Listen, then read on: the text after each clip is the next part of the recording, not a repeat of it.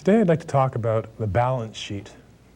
The balance sheet is one of the two basic summary financial statements and deals with a snapshot of the company's financial situation at one particular point in time. The balance sheet has a structure that follows an equation. And the equation is that assets equals liabilities plus equity. Assets are things that you own. They could be money, they could be physical things, or they could be very abstract things. Liabilities are what you owe, debt.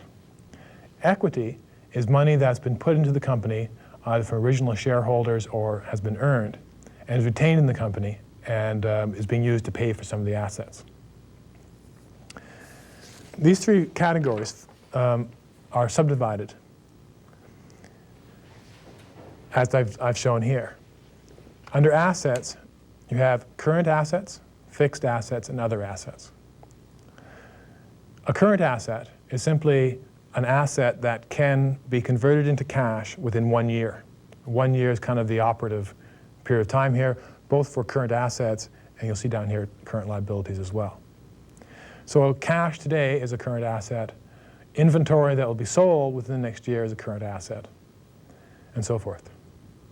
Fixed assets are assets which are not likely to be converted into cash within 1 year or are difficult to convert into cash, such as land, buildings, equipment, and so forth. The fixed assets tend to be physical things. However, you may also have assets which are more intangible, and that would go under other assets.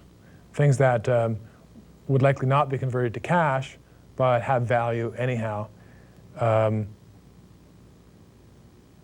but are not physical in nature. Intangibles, they're often called. Liabilities, which is what you owe, fall into two categories according to this year threshold as well. Things that have to be paid within 1 year we call current liabilities. Things which don't have to be paid in 1 year are called long-term liabilities. Under equity, there are two categories. When a company is originally set up, and perhaps periodically through its life, shares are issued, which are purchased. These shares represent an ownership of the company, and the money that's used to purchase them becomes money that's owned by the company. This money is equity.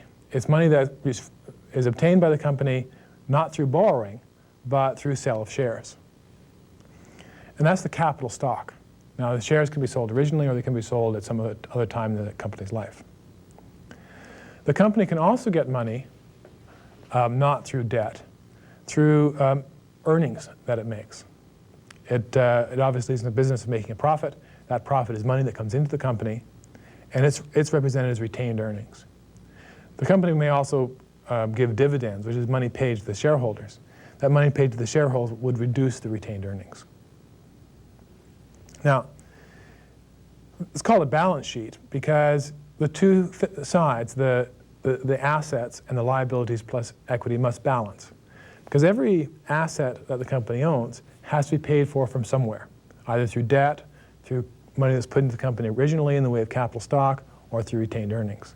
So every dollar that's owned in assets, that money has to come from somewhere, either debt, liabilities, or equity. And that's where the balance comes in. Let's look at a typical balance sheet for a company I've called Waterloo Fabricating. We notice at the top of this balance sheet, there's always a date. As of February 28th, 1990-something. And that's a very specific date. It's not over a period of time. It's at one particular point in time. This is an across variable, as I spoke about in the previous talk, which means that although the status of the company may change over time, we are taking a snapshot of it at a particular point of time, and so we need that date on the balance sheet. On the balance sheet, you'll see that it's actually broken down to the categories I talked about before. We have assets up here and liabilities down here, equity near the bottom. And you'll always see that. Now, depending on the company and their own particular styles, the actual subdivisions may vary.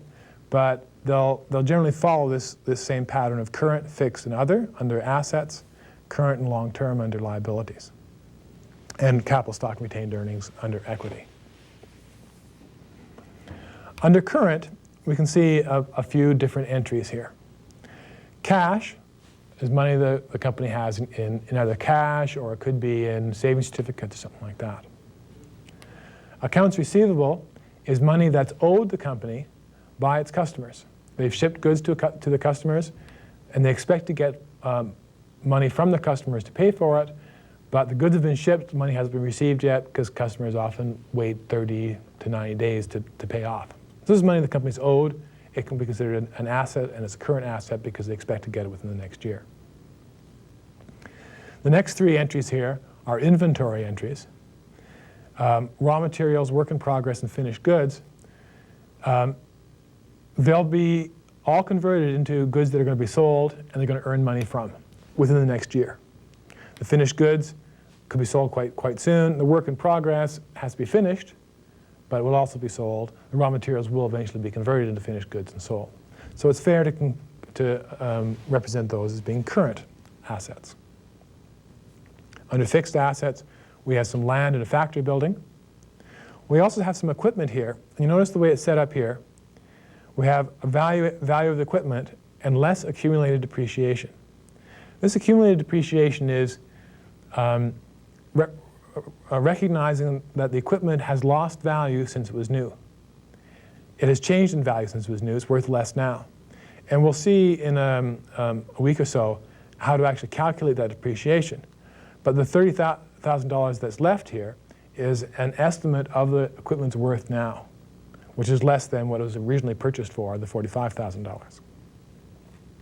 Under other, we have some prepaid services here. This might be, for example, a prepaid insurance or prepaid janitorial services, something like that, which has value and has to be represented somewhere, but it's not a fixed asset nor a current asset.